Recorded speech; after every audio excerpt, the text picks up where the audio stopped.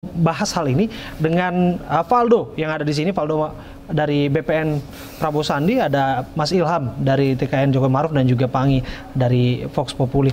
Saya Voxpol. Saya ke Ilham. Ilham, soal yang dibahas hari ini selain ideologi, keamanan dan juga hubungan internasional, juga isu pemerintahan. Disebutkan Pak Jokowi kuat soal pemerintahan karena beliau punya pengalaman wali kota, gubernur, kemudian saat ini petahana begitu. Namun soal keamanan katanya lemah. Anda sepakat dengan itu? Oh, tidak juga. Jadi sebenarnya kemudian kalau mau mengidentikan bahwa Prabowo unggul di sektor keamanan karena dia adalah militer, itu jelas keliru. Ini dua hal yang berbeda. Mengapa demikian? Pak Jokowi telah menunjukkan di 4,5 tahun kemarin, pertahanan Indonesia itu terbaik. Satu. Yang kedua, penanganan kasus terorisme juga cepat. Yang ketiga, kita bisa salah satu case-nya adalah bagaimana kemudian keberanian Pak Jokowi untuk mengganti nama Laut Cina Selatan menjadi Laut Natuna Utara. Itu bentuk keberpihakan terhadap pertahanan dalam negeri yang sangat luar biasa. Terus yang kemudian juga pada beberapa hal, contoh di sektor keberanian Pak Jokowi juga untuk menegakkan marwah dan kedaulatan dalam negeri, di sektor ekonomi mengambil alih Freeport dan lain-lain, itu menunjukkan. Valdo, Anda sepakat jika disebutkan titik lemah dari Pak Prabowo adalah tidak mengetahui detail bagaimana melaksanakan atau running for the government, urusan pemerintahan ini? Iya, suka nggak suka banyak juga. Benar, bahkan Pak Jokowi itu lahirnya juga dari Pak Prabowo yang mendukung dia jadi gubernur DKI. Tapi soal pengalaman bagaimana di birokrasi dan sebagainya? Ya kalau seringkali saya bilang, emang untuk jadi presiden harus jadi bupati dulu, harus jadi gubernur dulu. Bung Karno pernah jadi bupati Blitar biar Indonesia merdeka, kan nggak juga.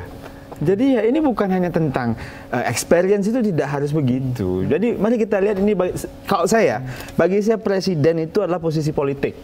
Butuh garansi, butuh jaminan. Apa jaminannya? Semua janji yang dia sampaikan itu terlaksana. Pak Prabowo punya partai. Dia punya dukungan politik yang sangat kuat. Dia bukan petugas partai. Jadi kalau punya janji, doable. Setidaknya kalau yang lain bertarung sama dia masih punya jaminan. Masih ada Gerindra mungkin di belakangnya. Nah, kami dari PAN, kalau kami setuju, kami dukung. Kalau tidak, kami tentu akan bertarung dengan Pak Prabowo. Jadi presiden itu kembalikanlah, bukan sebagai mandor, bukan sebagai orang yang lempar kartu. Program kerja itu udah turun, maknanya jadi kartu. Ya, padahal banyak sekali bagaimana pandangan politiknya terkait tadi HTI versus khilafah. Gimana pandangan politiknya sebagai seorang presiden terkait melihat bahwa target-target keamanan dan security kita itu mungkin belum tercapai sampai sekarang. Pasti jawabannya, oh ya ini lagi proses. Tapi gitu loh, jaminan dari janji-janji yang disampaikan ke depan. Apa lantas garansi jika kemudian Pak Prabowo terpilih, dia akan bisa menunaikan semuanya itu? Begini, dari dasarnya kita itu melihat bahwa Indonesia adil dan makmur itu adalah tujuan kita bernegara. Itu satu hal. Jadi itu termasuk dalam tujuan dalam kita berkonstitusi. Adil dan makmur itu tujuan bernegara. Itu satu, visinya sama. Saya pikir semua tokoh yang kedua, hal yang sama. Garantinya adalah partai politik. Karena di Indonesia dalam sistem demokrasi sampai seperti sekarang, Anda tidak bisa memimpin jika Anda tidak memiliki garansi itu. Bahwa instrumen dalam demokrasi di Indonesia adalah partai politik. Jika Anda tidak memiliki garansi dari partai politik, tentu banyak sekali kebijakan-kebijakan Anda yang akan disetir oleh partai politik, dan itu terjadi. Saya kira ini terlalu berlebihan. Berlebihan karena Pak Jokowi itu adalah petahana. Dia telah membuktikan di 4,5 tahun tidak ada partai politik yang bisa menyetir kekuasaannya. Tuduhannya itu tuduhan itu. Dari partai loh. Bukan orang partai. Dia bahwa kemudian dia mantan orang partai ya, tetapi bahwa dia dipilih dalam statusnya yang masih aktif sebagai partai kan menteri tidak. Bukan dari parpol. Bukan dari parpol, semua juga orang. Jadi begini Mas Valdo, kabinet itu disusun oleh berbagai macam unsur. Ada unsur partai, ada unsur profesional, ada unsur pengusaha dan lain-lain. Dan patokannya tetap kompetensinya. Kompetensi. Keseimbangan pemerintahan itu kan dibangun berdasarkan kalau dalam bahasanya itu soal kebijakan yang di-drive yang dituding oleh Valdo tadi. Jelas lagi Valdo keliru di dalam menafsir bahwa kemudian urusan program disederhanakan. Berani Pak Jokowi nolak ketua partainya? Ada contoh konkret? Maksudnya ini tuduhan apa? Nah, misalnya nih, ini ada pertanyaan. Misalnya, berani nggak Pak Jokowi nantinya punya kebijakan yang beda sama ketua partainya? Sudah terbukti. Apa contoh? Untuk kemudian contoh KPK. KPK persoalan apa? Waktu itu ada polemik terkait korupsi ya kalau saya nggak salah ya. Bahwa PDIP sendiri justru termasuk pihak yang waktu itu. Nah, ini juga klaim-klaim yang tidak jelas saya. Itu loh, ada tindakan-tindakan yang melemahkan KPK. Kita bisa melihat bahwa kemudian ada beberapa kader-kader dari partai koalisi yang kemudian revisi undang-undang KPK.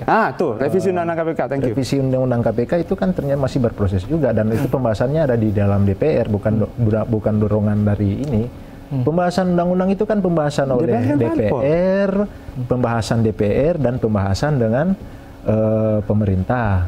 Posisi Pak Jokowi terkait revisi undang-undang KPK jelas dia menolak. Ya, terus impor-impor gitu. Bukan ini kan nggak gampang loh ini loh. Jadi begini, Mas Faldo, Pak Prabowo juga mengatakan bahwa dia tidak akan impor.